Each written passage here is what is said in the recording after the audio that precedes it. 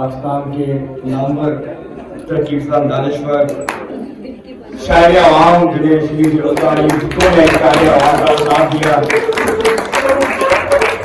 اور ان کی شخصیت کی مختلف چہرے ہیں، مختلف پہلو ہیں جن پہ گھنٹوں گفتگو ہو سکتی ہے. جناب اکرم گلداستی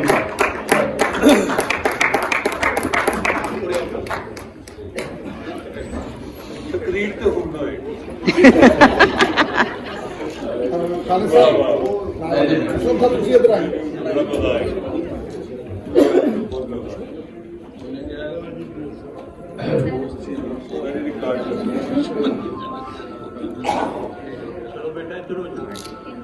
معزز پریزیڈیم،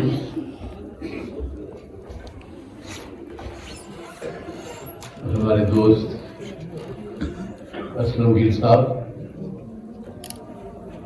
خواتین و حضرات، یہ جو آرٹ کاؤنسلیں ہوتی ہیں نا، یہ نو مین لینڈ ہوتی ہے. نو مین لینڈ اسے کہتے ہیں جہاں کوئی قانون نہیں ہوتا، جہاں آزادی ہوتی ہے. اتوار سے آپ جنگل میں کبھی اتفاق ہو کسی کو یا ہوا ہوگا، آپ جا کر دیکھیں لوگ کس قسم کی باتیں کرتے ہیں وہاں، کیسی کیسی کوئی ان کو ان کے بارے میں بات کر رہے، مذہب کے بارے میں کیسی کیسی باتیں کرتے ہیں. یہ کتارسس گاہیں ہوتی ہیں. یہ جو جگہ ہیں یہ انسانوں کے احساسات کا اظہار کرنے کی یہ جگہ ہیں. اس کے مقابلے میں کوئی جگہ اور نہیں ہو سکتی. اور یہ بہت عظیم تر یہ جگہ ہوتی ہے. یہ مندروں موتوں مسجدوں سے بڑی جگہ ہوتی ہے. وہاں ایک ہی فکر کے لوگ جاتے ہیں، ایک ہی طرح کے نصب و لین ہوتے ہیں. لیکن یہ جو تقریر گاہیں، ادب گاہیں یہ جو ہوتی ہے یہ انسانیت گاہیں ہوتی ہے. یہ پوری انسانیت کی شاہراہیں ہوتی ہیں. یہاں پوری انسانیت کی باتیں کی جاتی ہیں. تو ہم ادیبوں شاعروں کا ہمارا نصب العین کیا ہوتا ہے؟ یہی ایک دن کے لیے تو ہم زندہ ہوتے ہیں. خواتین و حضرات، ہم سالوں محنت کرتے ہیں صرف اس دن کے لیے کہ آپ سے ملاقات کی جائے، آپ سے حوصلہ افزائی حاصل کی جائے. میری کتاب کا عنوان آپ نے دیکھا، سول سوسائٹی اور دانشوروں کا کردار. پہلی غلط فہمی تو یہ نکال دی جائے کہ یہ وہ سول سوسائٹی نہیں ہے جو موم بتیاں جلاتی ہے.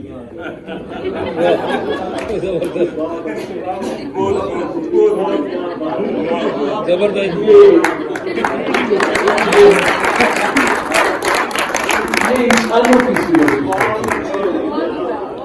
یہ محنت کسوں کی ہوتی ہے، پسینہ بہانے والی، جن کا خون بہ جاتا ہے.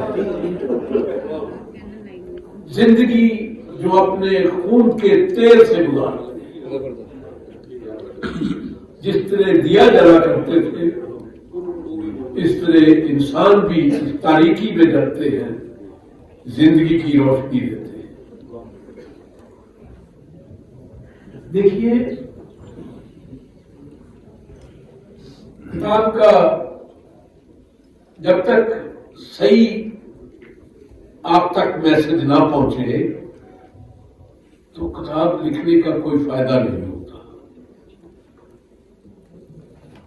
میں آصف خان کا بہت شکر گزار ہوں، انہوں نے اپنے خیالات پیش کیے ہیں، میری کتاب تو اس سے کوئی تعلق نہیں۔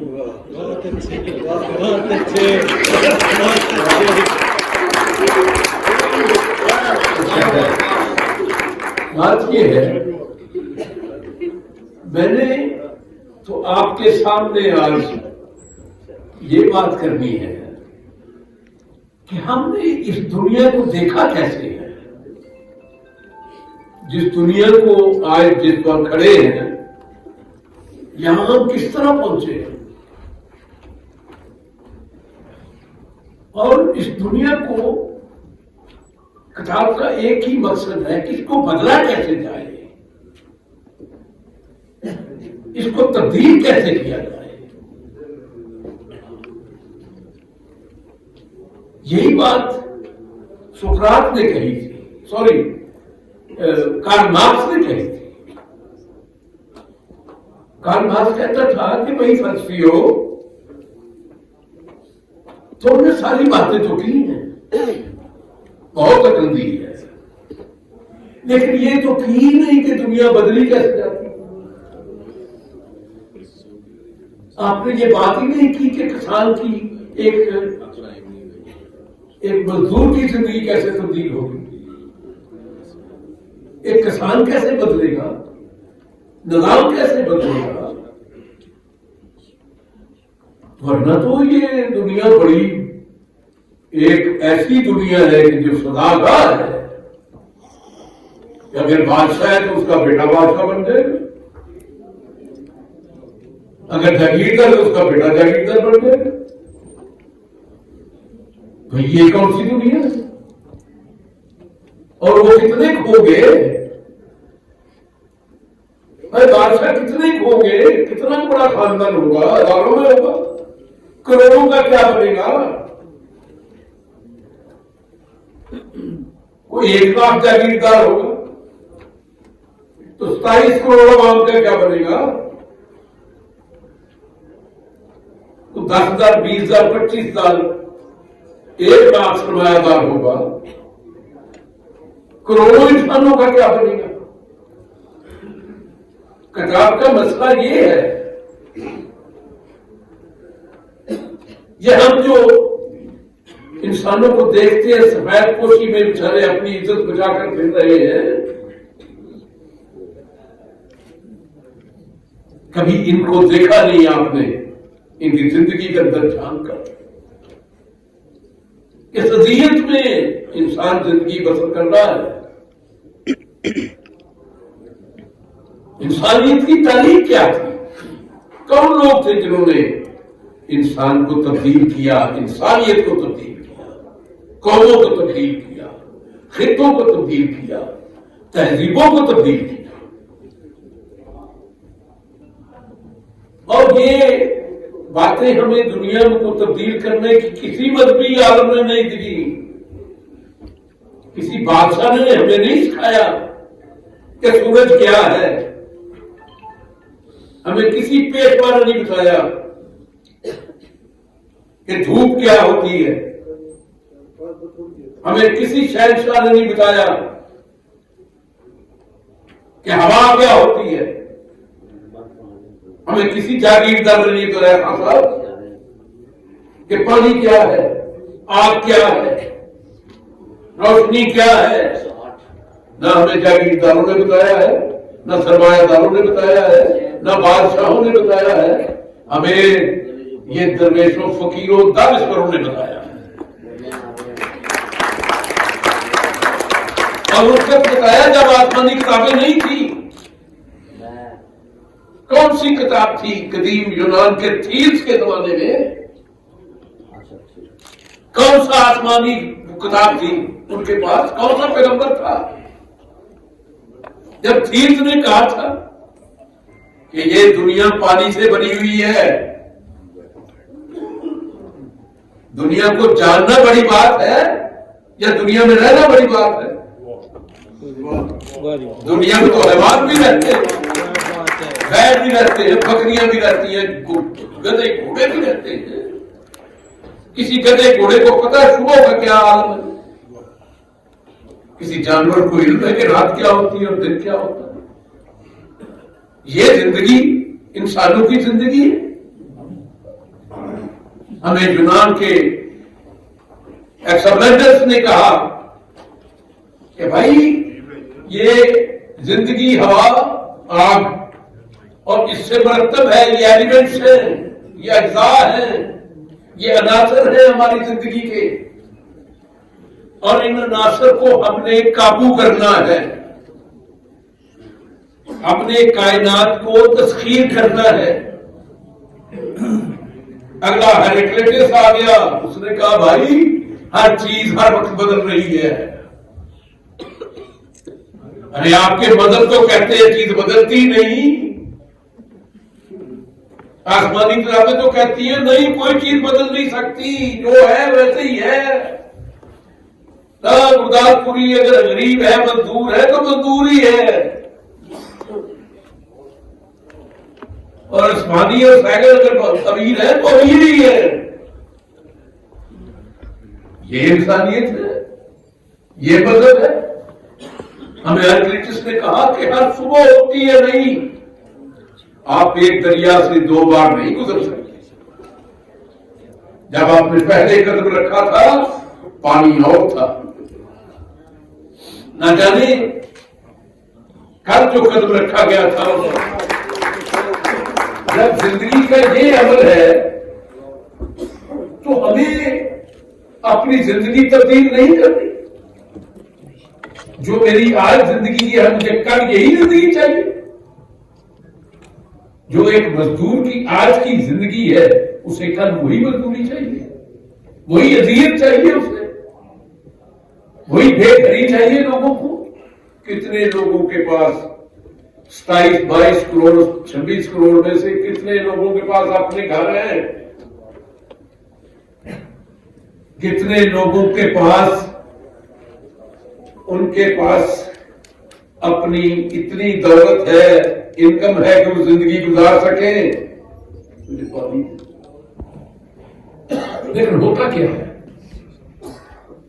ہوتا یہ ہے خان صاحب، جہاں خاندانی چیز بادشاہی ہوگی، اقتدار ہوگا، جہاں خاندانی اقتدار چلے گا وہاں خیر نہیں ہو سکتی، ان میں بھلا ہو نہیں سکتا. اگر وہ سوچے بھی تو بھلا نہیں.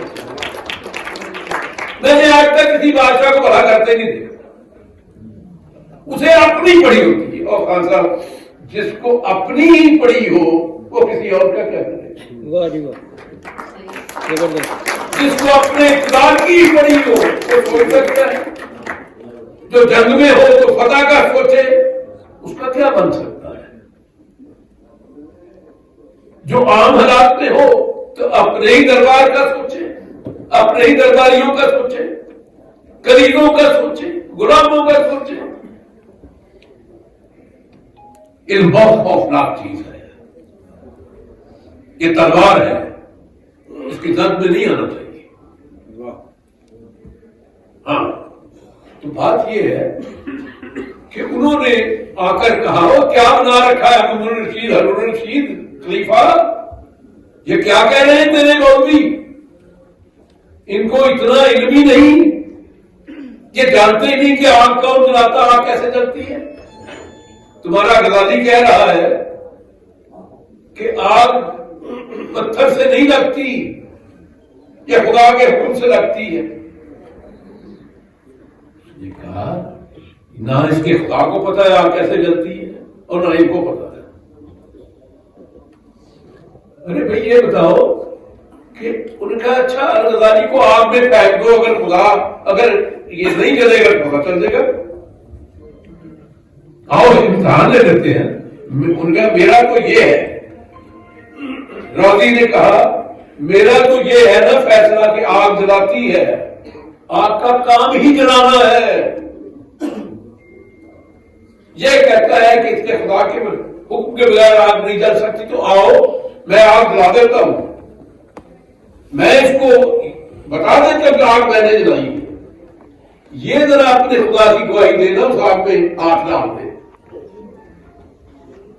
اب بات یہ تھی کہ 7 سے درباروں میں ہوتی ہے، القندی کے سامنے، راضی کے سامنے، ابن سینا کے سامنے، ابن رشد کے سامنے یہ دو وقت کے روٹی کے محتاج ملا ٹھہر سکتے تھے؟ یہ درباروں کے وظیفے پانے والے، ان کا کام تو صرف ساغت تھا.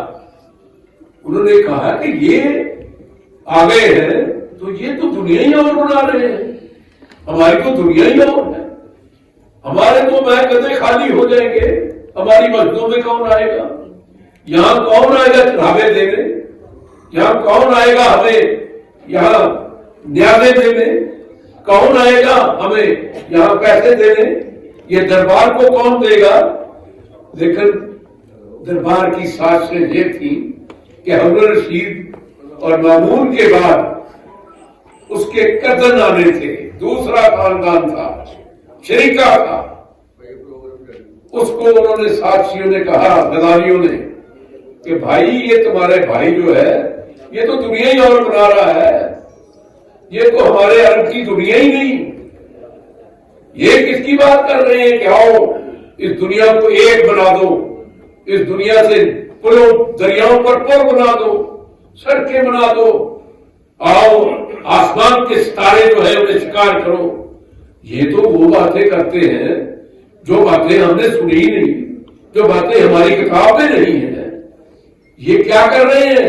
یہ تو کافر ہے اور تیرے بھائی بھی یہ کافر ہیں. لہذا دونوں کی موت کے بعد متوکل جب آیا، ان کا کزن جب آیا، وہ سازش کو لے کر آیا کہ ہم ان تمام کا کراکامہ کر دیں گے، جو عقل کی بات کرتے ہیں، جو سوچنے اور فکر کی بات کرتے ہیں. اس نے سارے مار لے لیے. یہ اسلام کا اس دن خاتمہ انہوں نے عقل کا کر دیا جس دن انہوں نے الرازی کو اس کے سر میں اس کی کتاب مار مار کے اسے اندھا کر دیا. اس دن اسلامی دنیا اس دن محتاج ہو گئی جس دن انہوں نے ابن رشد کو ستون سے باندھ کر اس کے منہ پر چڑھوایا.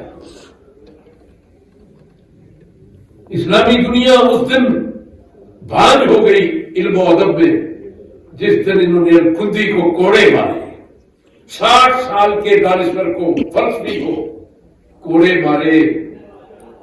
جس الکندی نے کہا تھا کہ سورج نہیں گھومتا، زمین گھومتی ہے،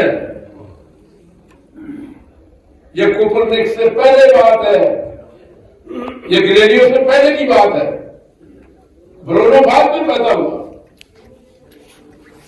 انہوں نے کہا نہیں، ستاروں کا اپنا ایک مقام ہوا ہے. کہا کہ نہیں، دنیا کا یہ ہمارا جو نظام ہے زمین کا، یہ ایک ایسا نظام ہے جس کو اوپر سے کچھ نہیں ملتا، باقی نیچر ہے، قدرت ہے، فطرت ہے، بادل آتے ہیں، یہ ایک عمل ہے، ایک کیمیائی عمل ہے. یہ باتیں کون کر رہا ہے؟ کندی. یہ باتیں کون کر رہا ہے؟ ابن سینا کر رہا ہے. ایسی حکمت کے اس دور میں اس نے ہسپتال بنا دیا، شفا خانہ، معالجیوں کا بھی اور انسانوں کا بھی.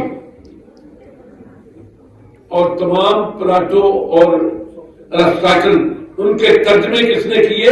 فارابی نے اور ابن رشد نے.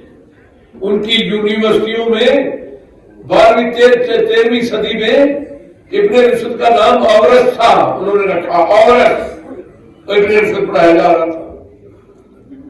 اور الفارابی کا نام انہوں نے رکھا، کیا نام رکھا تھا؟ اس کا نام تھا ایورسٹ نام رکھا ان کا. دیکھیے یہ وہاں اس وقت یورپ میں پلاٹو کو کوئی نہیں جانتا تھا، افلاطون کے فلسفے کو کوئی نہیں جانتا تھا. یہ ان کے تراجم وہاں گئے.